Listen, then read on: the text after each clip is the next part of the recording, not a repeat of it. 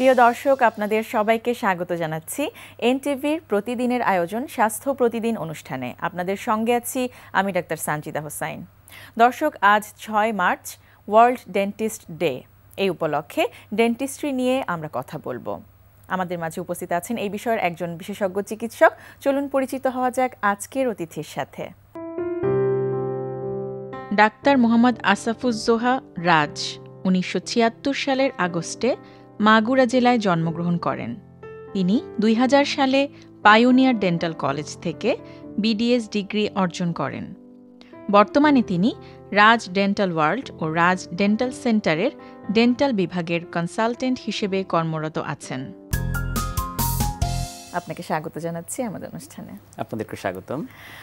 যেটি বলছিলাম দর্শকদের উদ্দেশ্যে ইতিমধ্যেই, যে আজ 6 মার্চ ওয়ার্ল্ড ডেন্টিস্ট ডে। তো কি কর্মসূচি এই দিনটিতে আপনাদের প্রথমেই জানতে চাইব। আসলে ওয়ার্ল্ড ডেন্টিস্ট ডে বিষয়টি কিন্তু আসে রোগীদের মাধ্যমে।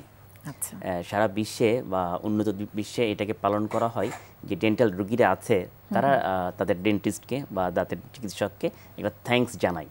আচ্ছা, থ্যাঙ্কস জানাই এই উপলক্ষে যে দেখা যায় যে ছোট বাচ্চারা কিন্তু ডাক্তার কাছে আসতে চায় না, বা বড়রাও কিন্তু ডাক্তার কাছে ভয় পায়, কষ্ট পাবে বা সামহাও কোনো কারণে আসতে করে না কোনো ভাবে।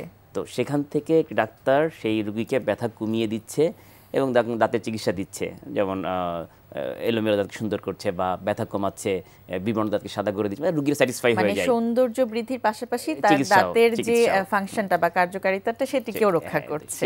এই পারপাসে ডাক্তারকে একটা থ্যাঙ্কস দেওয়া এবং ডক্টরকে প্রশংসা করা, এটাই মেইনলি কিন্তু এই ওয়ার্ল্ড ডেন্টিস্ট ডে এর মেইন প্রতিপাদ্য বিষয়। আচ্ছা আচ্ছা, তো এর মধ্যে আপনাদের আজকের দিনটিকে নিয়ে কি কোনো কর্মসূচি আছে কিনা, বা কোনো সচেতনতা বৃদ্ধির জন্য কোনো পদক্ষেপ কি আজকে বিশেষভাবে নেওয়া?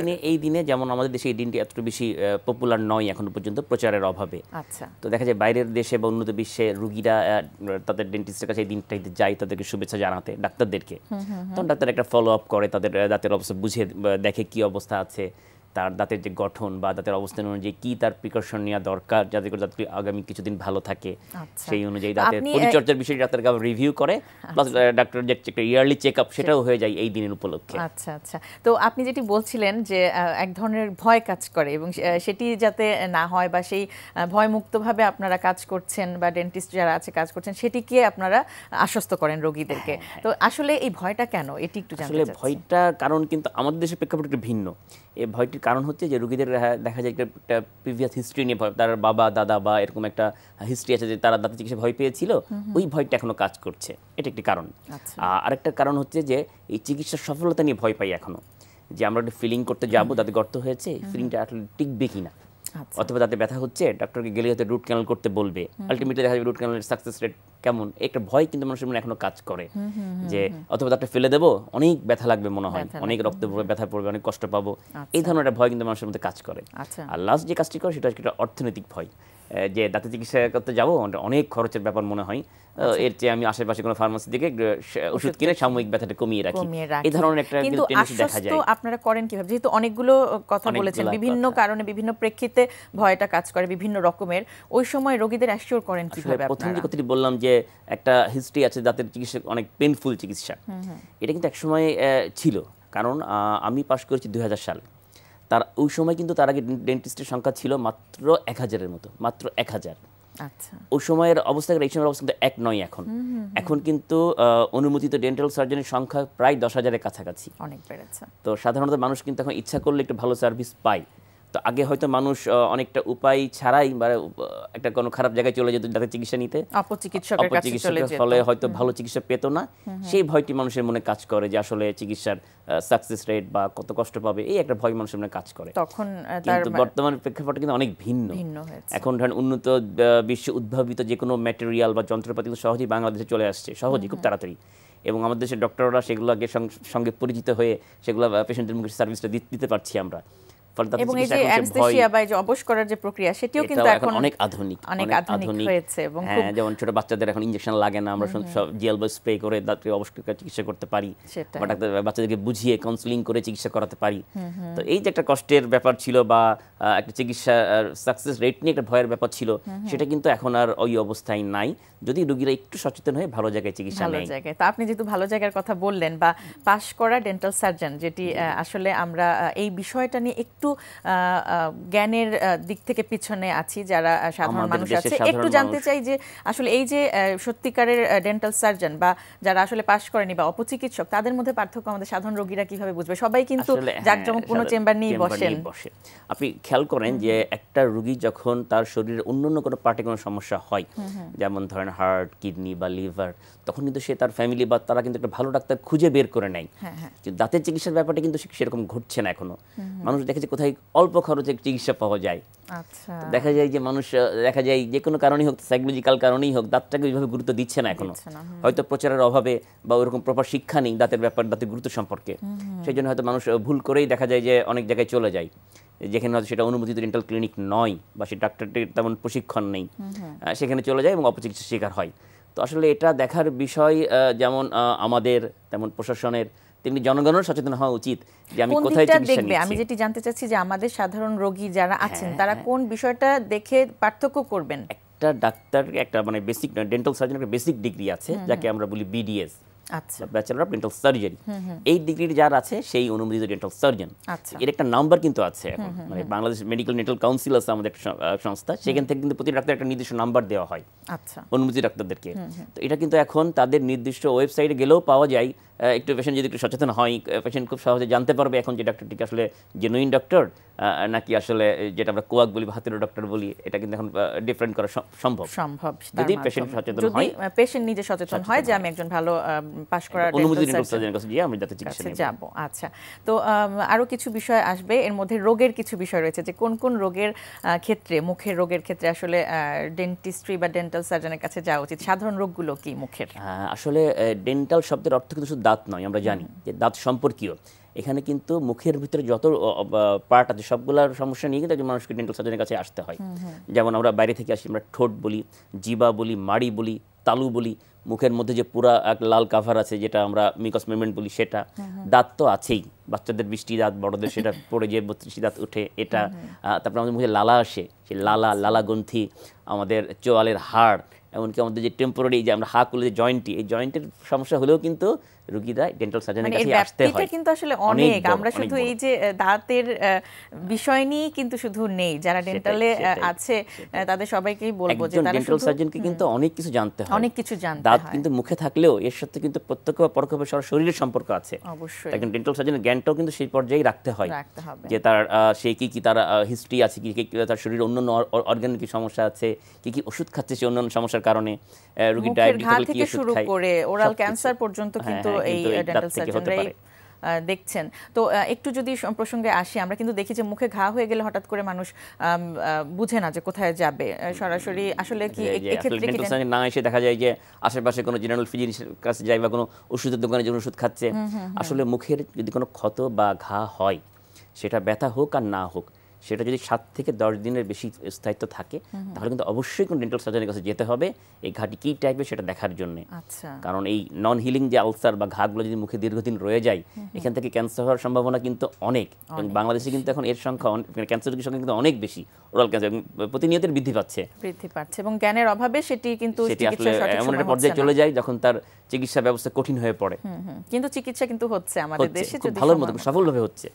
এখন ডেন্টাল চিকিৎসা কিন্তু এখন আমাদের সেখানে গর্ব করার মতো অবস্থা, যেটা আগেই বললাম যে আগের অবস্থা এখন নাই আর যে পেশেন্ট ভয় পাবে বা চিকিৎসা সাকসেস নিয়ে কোনো সন্দেহ প্রকাশ করবে। অবশ্যই একটু জানতে চাইবো আমাদের দেশের বিশেষ করে যারা বাবা মায়েরা আছেন, সন্তানের বা ছোট শিশুটির দাঁতের বিষয়টাতে সচেতনতা কিছুটা কম প্রকাশ করেন, তাদের প্রতি আপনাদের কি? আসলে বাবা মারা মনে করে যে দাঁতের স্থায়িত্ব অল্প সময়, এটা নষ্ট হলে বা কদিন পরে পড়েই যাবে। আসলে এটা ভাবার কোনো সুযোগ নাই, কিন্তু দুধ দাঁতের কিন্তু অনেক গুরুত্ব বহন করে। বাচ্চার মুখের গঠন, দাঁতটি উঠবে, তার অবস্থান এবং তার মানসিক এবং শারীরিক বিকাশের ক্ষেত্রে কিন্তু দাঁত একটি গুরুত্বপূর্ণ ভূমিকা রাখে। সুতরাং বাচ্চাদের শিশুর দাঁতে অনেক গুরুত্ব আছে এবং এটাকে যত্ন করেই রাখতে হবে। তো দেখা যায় বাচ্চা কিন্তু যখন গর্ভাবস্থায় থাকে, মানে 4 থেকে 6 সপ্তাহের ভিতরে কিন্তু এই দাঁত প্রক্রিয়া শুরু হয়। মাদের কিন্তু তখন থেকেই এই দাঁতের ব্যাপারে যত্ন নেওয়া উচিত, বিশেষ করে খাবারের মাধ্যমে। তখন তার বাচ্চাকে কিছু করার নেই, মা যেটা খাবে সেটাই আমাদের রক্তের মাধ্যমে বাচ্চা পাবে। তো সেই সময় কিন্তু আমরা বিভিন্ন গাইনোকোলজিস্টরা বা যারা দেখছেন ডক্টর মাদেরকে বিভিন্ন ক্যালসিয়ামযুক্ত খাবার দেয় যাতে বাচ্চার দাঁতটি এবং হাড়টি তখন মজবুত হয়। ভূমিষ্ঠ হওয়ার পর বাচ্চাদের প্রায় 4 থেকে 6 মাসের মধ্যেই কিন্তু বাচ্চাদের দাঁতে পরিষ্কার করার নিয়মটি আমাদের কে করতে হবে। সেটা ওই মুহূর্তে বাচ্চাদের কুলি করতে পারে না, ফলে টুথপেস্ট বা ব্রাশ ইউজ করা উচিত না, কারণ ওটা খেয়ে ফেলবে। জাস্ট একটু সুতি কাপড় বা পরিষ্কার কাপড় একটু গরম পানিতে লবণ মিশিয়ে ভিজিয়ে যদি রাত্রে ঘুমাতে যাওয়ার আগে বাচ্চাকে একবার একটু মাড়িটা জিপটা একটু মুছে দেওয়া হয়, তাহলেও কিন্তু বাচ্চার যে দাঁতটি উঠবে বা যেটা উঠেছে মুখের হাইজিনিটি মেনটেন করলে দেখা যায় যে বাচ্চাদের একদম কমন রোগ যে ডেন্টাল ক্যারিজ বা দাঁত গর্ত হয়ে যায়, এটা কিন্তু অনেক অংশেই প্রিভেন্ট করা যায়। পাশাপাশি খাবারের ব্যাপারটা বাচ্চাদের খেয়াল করতে হবে, যে আমরা অনেকেই ঘুমের মধ্যে বাচ্চাদের দুধ খাওয়াই, ফিডারে খাওয়াই, এটা আসলে উচিত নয়।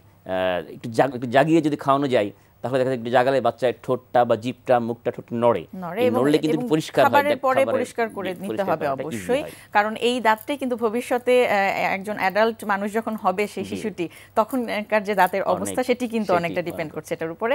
অনেক অনেক ধন্যবাদ, অনেক গুরুত্বপূর্ণ তথ্য আমরা আজকে আপনার কাছ থেকে জানলাম। আপনাদের ধন্যবাদ, এনটিভির সকল দর্শককে ধন্যবাদ।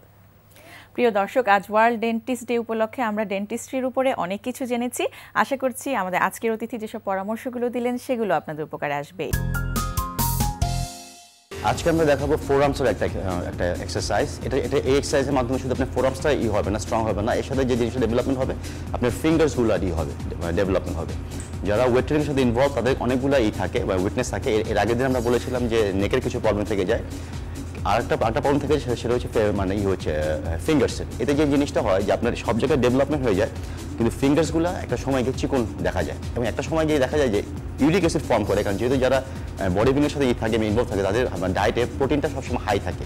এতে তখন দেখা যায় কি বিভিন্ন আঙ্গুলের ফাঁকে ফাঁকে গিয়ে ইউরিক অ্যাসিডটা ফর্ম করে। এই জন্য আমরা একইভাবে মাঝে মাঝে হলো আমাদের ফিঙ্গারের কিছু মুভমেন্টগুলো করতে হয়, কিন্তু যেহেতু শুধুমাত্র ফিঙ্গার এক্সারসাইজ করার জন্য কোনো ইকুইপমেন্ট হয়নি, তৈরি হয়নি, প্লাস কোনো স্পেসিফিক কোনো প্রোগ্রামও নেই বডি বিল্ডিংয়ে, এই জন্য আমরা এই এক্সারসাইজটা আমরা করেছি, পিক আপ করেছি অন্য বিভিন্ন যারা মার্শাল আর্টসের সাথে ইনভলভ ওই ধরনের থেকে স্পোর্টস থেকে। তো এতে যে জিনিসটা হবে আপনার ফিঙ্গারে যেরকম হবে ডেভেলপমেন্ট হবে, এর সাথে ডেভেলপমেন্টটা হবে হচ্ছে আপনার ফোরামসের। এখন দেখুন যে এক্সারসাইজটা আমরা কীভাবে করবো। এই এক্সারসাইজটাকে আমরা বলবো হচ্ছে প্লেট পিন। ওকে, দুটা প্লেট নেবেন আপনি, দুটা প্লেট নিয়ে এবং ট্রাই করবেন একটু হেভি ওয়েট নিতে। যদি বেশি লো ওয়েট নেন তাহলে কোনো হবে না, মোশনটা হবে না, আপনার গ্রিপিংয়ে কোনো প্রেশার পড়বে না। এখন নিলেন দুইটা প্লেটটাকে আপনি আঙ্গুল দিয়ে আপনি ট্রাই করবেন যে আঙ্গুল দিয়ে ধরে জাস্ট উঠাবেন। ইয়েস, উঠিয়ে এইভাবে রাখবেন। আপনি ট্রাই করবেন যে অ্যাটলিস্ট 1 মিনিট ধরে রাখতে। এতে যে জিনিসটা হবে আস্তে আস্তে কিন্তু প্লেটটা দেখবেন যে আপনার গ্রিপ থেকে সরে যাবে, কিন্তু আপনি তারপরে ট্রাই করবেন যে আপনি গ্রিপটাকে স্ট্রং করে ধরে রাখতে। এভাবে 1 মিনিট করে আপনি 3 থেকে 5 সেট যদি করেন তাহলে যে জিনিসটা হবে যে আপনার ফোরামসে দেখবেন যে প্রচুর ব্লাড ফ্লো আসবে, এবং এর সাথে যে জিনিসটা হবে আপনার গ্রিপিং পাওয়ার বাড়বে, এবং আপনার ফিঙ্গারের যে মাস্কুলারিটি সেই জিনিসটাও অনেক ভালোভাবে ডেভেলপ করবে। ইয়েস, একটা জিনিস দেখবেন যে এই জিনিসটা হচ্ছে কি, যেটা আমরা বলি যে ফিঙ্গার মাসলটা খুবই ছোট একটা মাসল, এটাকে আইসোলেট করা খুবই ডিফিকাল্ট, কিন্তু এই প্রোগ্রামের মাধ্যমে আপনি ইজিলি আপনি ফিঙ্গার মাসলটাকে আইসোলেট করতে পারবেন, এবং এটা খুবই ইম্পর্টেন্ট। কারণ শুধুমাত্র ওয়েট ট্রেনিংয়ের প্রোগ্রাম ছাড়া যারা দেখবেন বিভিন্ন ওরিয়েন্টাল ফিটনেসের সাথে ইনভলভ, যেরকম যারা প্র্যাকটিস করছে, আকুপ্রেশার যারা প্র্যাকটিস করছে, আকুপাংচার যারা করছে, তারা কিন্তু সবাই বলছে যে প্রত্যেকটা মেরিডিয়ানের যে পয়েন্টগুলো কিন্তু আপনার ফিঙ্গার দিয়ে আসছে। যে কারণে দেখা যায় যে অনেক সময় দেখা যায় যে যারা ওরিয়েন্টাল ফিটনেস আছে তারা যদি এই ধরনের কিছু প্রোগ্রাম করে, এই ধরনের প্রোগ্রাম করলে দেখা যায় যে বিভিন্ন মেরিডিয়ানগুলো যে সমস্ত ব্লকেজগুলো থাকে সেই ব্লকেজগুলো খুলে যায়। সুতরাং ওই ধরনের হেলথের যে কিছু বেনিফিটগুলো কিন্তু আপনি জিনিসটাতে পাবেন, প্লাস আরেকটা যে জিনিসটা বেনিফিট আপনি পাবেন, আপনার আইসাইট কিন্তু ডেভেলপ করবে, কারণ আপনার যদি ফিঙ্গার টিপসের যদি ডেভেলপমেন্ট হয় আপনার এটা সরাসরি ওই মেরিডিয়ান দিয়ে কিন্তু আপনার আইসাইটটাও ভালোভাবে ডেভেলপ করবে। প্রিয় দর্শক, পেয়ারা আমাদের অত্যন্ত পছন্দের একটি ফল। কি কি পুষ্টি গুণাগুণ রয়েছে পেয়ারাতে, চলুন শুনে নিই একজন পুষ্টিবিদের কাছ থেকে। উচ্চ আঁশ সমৃদ্ধ আরেকটি ফল হচ্ছে পেয়ারা। এই পেয়ারা গ্রীষ্মকালীন ফল হলেও সারা বছর পেয়ারা টুকটাক কিছু না কিছু পরিমাণে পাওয়া যায়। এই পেয়ারা কাঁচা বা পাকা অর্থাৎ রঙিন যে পেয়ারাটা পাওয়া যায় সেটাও স্বাস্থ্যের জন্য খুবই উপকারী। উচ্চ আঁশ সমৃদ্ধ একটি ফল হচ্ছে পেয়ারা। এই পেয়ারা লো কোলেস্টেরল একটি ফ্রুট, যাতে কোলেস্টেরলের পরিমাণ নাই বললেই চলে। এটি উচ্চ আঁশ সমৃদ্ধ, যা কোলন ক্যান্সার প্রতিরোধ করে, কোষ্ঠকাঠিন্য প্রতিরোধ করে। পেয়ারাতে রয়েছে প্রচুর পরিমাণে ভিটামিন সি, যা বিভিন্ন রোগ প্রতিরোধ ক্ষমতাকারী উপাদানকে বডিতে বৃদ্ধি করে। পেয়ারায় বিদ্যমান অ্যান্টিঅক্সিডেন্ট যেমন পনিফেলন, তারপর হচ্ছে ফ্ল্যাভোনয়েড ক্যান্সার প্রতিরোধে ভূমিকা পালন করে এবং অ্যান্টি এজিং হিসেবে কাজ করে। প্রতি 100 গ্রাম পেয়ারাতে 225 মিলিগ্রাম পর্যন্ত ভিটামিন সি পাওয়া যায়। পেয়ারা কোলন ক্যান্সার, কনস্টিপেশন এগুলো প্রতিরোধ করে এবং অ্যান্টিঅক্সিডেন্ট হিসেবে, অ্যান্টি এজিং হিসেবে কাজ করে, সেটা তো আগেই বলেছি। এছাড়াও এর বিদ্যমান অন্যান্য যে অ্যান্টিঅক্সিডেন্টগুলো আছে সেগুলো লাংসের সুস্থতা বজায় রাখে, ওরাল ক্যাভিটি ক্যান্সার প্রতিরোধ করে এবং প্রতিদিন পর্যাপ্ত পরিমাণে পেয়ারা খেলে আপনার বিভিন্ন ধরনের মিনারেলস বা খনিজ উপাদানগুলো আপনারা বডিতে পাচ্ছেন, যেগুলো বডি ইমিউন সিস্টেমকে ডেভেলপ করবে। দর্শক, স্বাস্থ্য প্রতিদিনের আজকের হেলথ টিপস। একজন প্রাপ্তবয়স্ক মানুষের শরীর থেকে প্রতিদিন প্রস্রাব, পায়খানা, ঘাম ও শ্বাস প্রশ্বাসের মাধ্যমে 2 থেকে 3.5 লিটার পানি বেরিয়ে যায়। তাই প্রতিদিন 2 থেকে 3.5 লিটার পানি পান করা উচিত। প্রিয় দর্শক, স্বাস্থ্য প্রতিদিন সম্পর্কে আপনাদের যদি কিছু জানার থাকে কিংবা কোনো পরামর্শ যদি আমাদের দেবার থাকে, জানাতে পারেন এই ঠিকানায়। প্রযোজক স্বাস্থ্য প্রতিদিন, এনটিভি, বিএসসি ভবন, 7 তলা, 102 কাজী নজরুল ইসলাম এভিনিউ, কারওয়ান বাজার, ঢাকা 1215। ফ্যাক্স 914338 থেকে 7 পর্যন্ত, অথবা ইমেইল করুন স্বাস্থ্যপ্রতিদিন@ntvpt.com এই ঠিকানায়। প্রিয় দর্শক, স্বাস্থ্য প্রতিদিনের আগামী পর্বে আপনাদের জন্য যা থাকছে: যদি severe chest pain, heart attack নিয়ে আসে, আমাদের ইমার্জেন্সি মেডিকেল অফিসার বা যিনি ডিউটি ডাক্তার থাকেন সিসিইউতে, ওনারা প্রথম তার চেস্ট পেইন, তার হিস্ট্রি এবং তাকে এক্সামিনেশন করে একটা ইসিজি করেন। যদি দেখেন যে তার এসটি এলিভেশন এমআই হয়, মানে যেটা আমরা যে শব্দটা হার্ট অ্যাটাক বলতে বুঝি, তখন আমাদের দুটো স্ট্র্যাটেজি আছে আমাদের। একটি হচ্ছে মেকানিক্যাল আর একটা হচ্ছে ফার্মাকোলজিক্যাল। মেকানিক্যাল মিনস হচ্ছে একটাকে ওপেন থিওরি, যত তাড়াতাড়ি সম্ভব উইদিন 12 আওয়ার্সের মধ্যে যদি হাসপাতালে ভর্তি হতে পারে, এটাকে ক্যাথ ল্যাবে নেওয়া হয়, ওইখানে রক্তনালীগুলোর অবস্থা কি দেখা হয়, দেখার পর যে যা ক্লোজ থাকে সেটাকে খুলে দেওয়ার চেষ্টা করা হয়। এটা হচ্ছে 1 নম্বর স্ট্র্যাটেজি। 2 নম্বর স্ট্র্যাটেজি হচ্ছে কিছু ঔষধ দিয়ে ওই ব্লকটুকে গলানোর চেষ্টা করা হয় বা ওই কমানোর চেষ্টা করা হয়। আমরা প্রথম যেটা বললাম ওটার নাম হচ্ছে প্রাইমারি পিসিআই, যেটাকে বললাম মেকানিক্যাল, আর যেটা ফার্মাকোলজিক্যাল সেটা বললাম আমরা ওষুধ দিয়ে চেষ্টা করছি। যেটা মেকানিক্যাল সেটার সাকসেস রেট 90%, আর যেটা আমরা ওষুধ দিয়ে চেষ্টা করি সেটার সাকসেস রেট 60%। আর মেকানিক্যাল যেটা, সেটা হচ্ছে আমরা ক্লিয়ার ওপেন আই, আমরা নেকেড আই আমরা দেখতে পাই কতটুকু ব্লক ছিল, সাকসেস রেট কতটুকু। আর যেটা ফার্মাকোলজিক্যাল, যেটা আমরা ওষুধ দিয়ে চেষ্টা করছি, সেটা আমরা ব্লাইন্ড, আমরা দেখতে পাই না।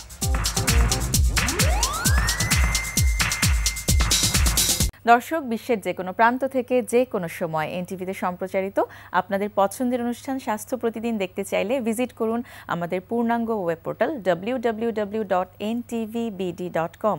আজ এ পর্যন্তই। সবাই ভালো থাকুন, সুস্থ থাকুন। আগামীকাল আবারও দেখা হবে ঠিক একই সময় এনটিভির পর্দায়।